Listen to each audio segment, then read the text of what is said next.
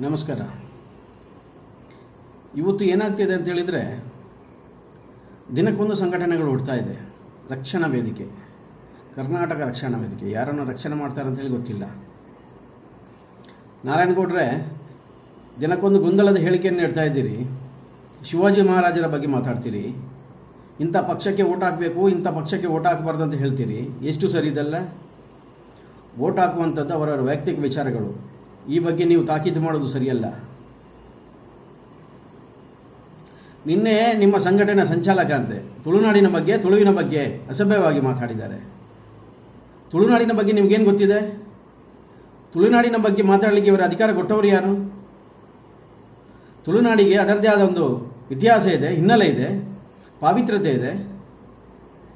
ಪರಶುರಾಮ ಸೃಷ್ಟಿಯ ಈ ತುಳುನಾಡು ಕೋಟಿ ಚೆನ್ನಯರು ಹುಟ್ಟಿ ಬೆಳೆದಂಥ ಈ ಪುಣ್ಯ ಭೂಮಿ, ಪುಣ್ಯಕ್ಷೇತ್ರ, ಕಾಸರಗೋಡಿನ ಚಂದ್ರಗಿರಿಯಿಂದ ಉತ್ತರ ಕನ್ನಡದ ಗೋಕರ್ಣದವರೆಗೆ ಇರುವಂಥ ಈ ಪುಣ್ಯ ಭೂಮಿಯಲ್ಲಿ ಸುಮಾರು 2 ದಶಲಕ್ಷ ಜನ ತುಳು ಮಾತನಾಡುವವರಿದ್ದಾರೆ. ಇಲ್ಲಿ ಕೇವಲ ತುಳು ಭಾಷೆ ಮಾತ್ರ ಅಲ್ಲ, ಕನ್ನಡ, ಕೊಂಕಣಿ, ಮಲಯಾಳಂ, ತಮಿಳ್, ಉರ್ದು ಭಾಷೆ, ಬ್ಯಾರಿ ಭಾಷೆ, ಇದಕ್ಕೆಲ್ಲ ಆಶ್ರಯ ತಾಣ ಕೂಡ. ತುಳು ಭಾಷೆ ಪಂಚದ್ರಾವಿಡ ಭಾಷೆಯಲ್ಲಿ ಒಂದು ಅಂತೇಳಿ ಈಗ ಪರಿಗಣಿಸಲು ಕೂಡ ಆಗಿದೆ. ತುಳು ಲಿಪಿ ಪುರಾತನವಾದ ಲಿಪಿ, ಬ್ರಹ್ಮಿ ಮೂಲದ ತೆಲಗಾರಿ ಲಿಪಿ. ಇದನ್ನು ಸಂಸ್ಕೃತದ ಶ್ಲೋಕಗಳನ್ನು ಬರೆದಿರಲು ಬಳಸ್ತಿದ್ದಂಥ ಇದೊಂದು ಪುರಾತನ ಲಿಪಿ.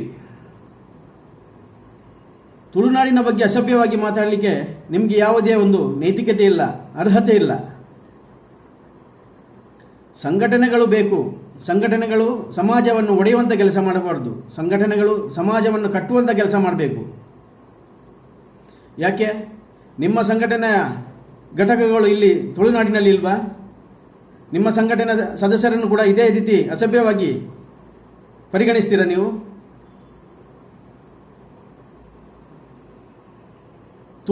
ತುಳುನಾಡಿನ ಬಗ್ಗೆ ಅಸಭ್ಯವಾಗಿ ಯಾರು ಮಾತಾಡಿದನೋ ಅವನು ತುಳುನಾಡಿನ ಜನರಲ್ಲಿ ಕ್ಷಮೆ ಕೇಳಬೇಕು.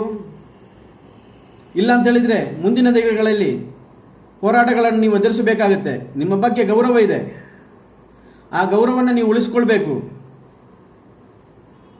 ಇಲ್ಲ ಅಂತ ಹೇಳಿದರೆ ಮುಂದಿನ ದಿನಗಳಲ್ಲಿ ಉಗ್ರವಾದ ಹೋರಾಟಗಳನ್ನು ನೀವು ಎದುರಿಸಬೇಕಾಗುತ್ತೆ.